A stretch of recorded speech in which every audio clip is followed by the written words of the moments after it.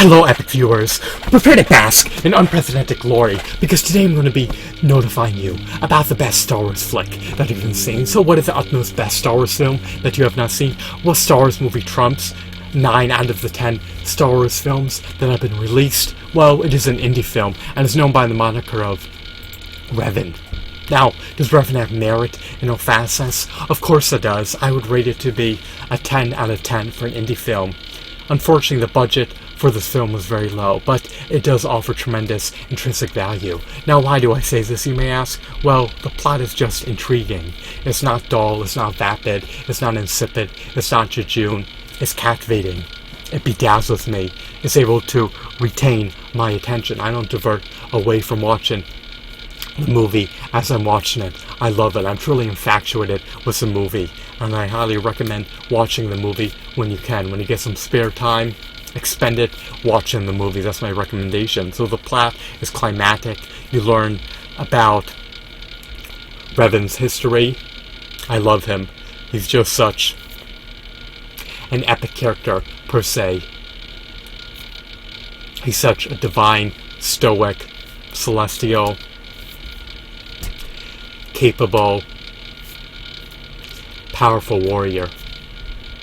So, there are also some other intriguing characters, and they develop as the plot unfolds, as it progresses. So, I love seeing character development, as long as it appertains to interesting characters that are worthwhile to learn about.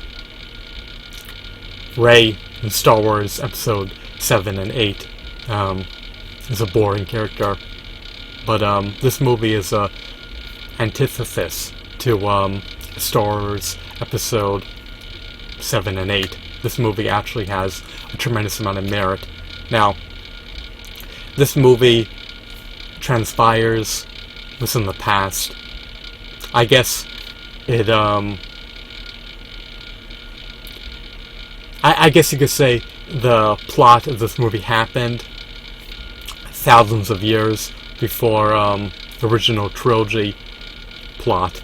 So, if you love the SWTOR game, if you love the Star Wars Knights of the Old Republic game, this movie will resonate well with you, because you get to learn about Scourge, Revan, and various other characters, such as Darth Malak, and what else?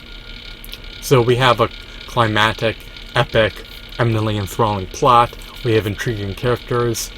The acting is mediocre to high quality or high caliber, so it just varies depending on the actor. The action is stellar. It's robust.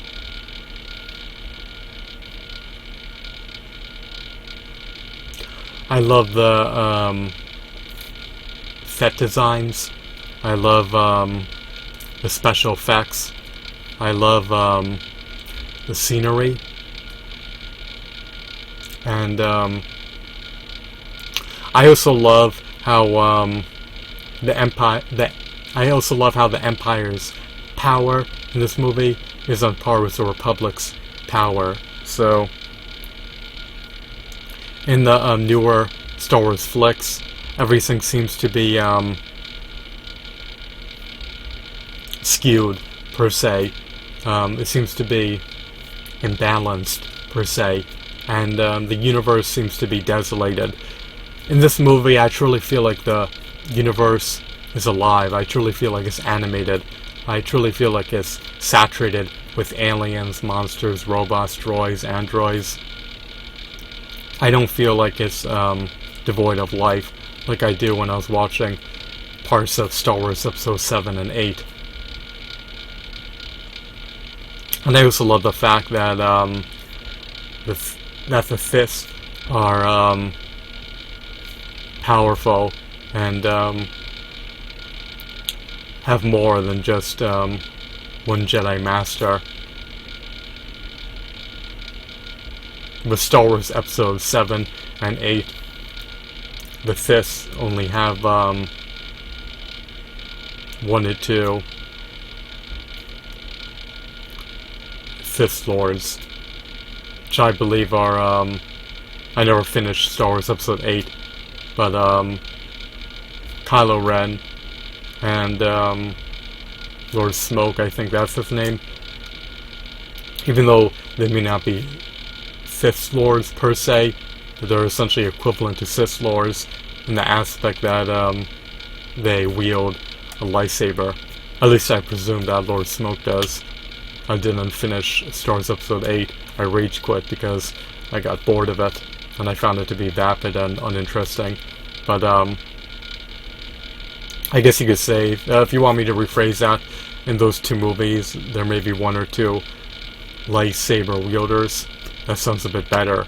So they put on the facade of being a Sith Lord, even though they're not truly Sith Lords, because they're inept, ungraceful, and they demonstrate ineptitude, especially considering that Kylo Ren lost to Rey, in spite of her not having a modicum of training. It's just completely asinine and ludicrous and ridiculous, and deterred me from wanting to see the subsequent Star Wars flicks. I knew that they would just plunge to an unprecedented low, based on the standard, based on the precedent that Disney set when they released the Star Wars Episode 7 film.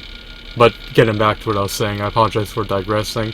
In sum, to recapitulate, Star Wars, the independent film Revan has merit because the action is stellar, the universe feels animated and filled with life, the plot is intriguing, it's climactic, it's epic, and it takes place thousands of years before the original trilogy.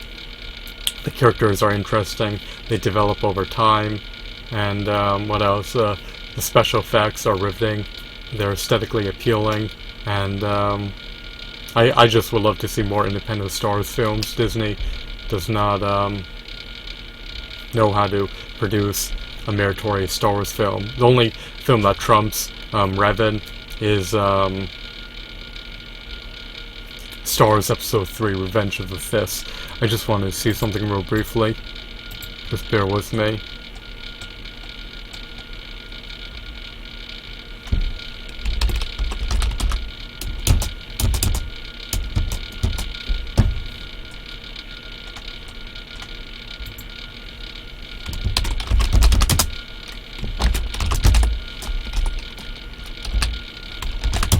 Oh, by the way, Darth Malak may or may not be in the movie. I finished watching half of it, and I was just so excited and so reinvigorated that I wanted to notify you about the movie. I presumed that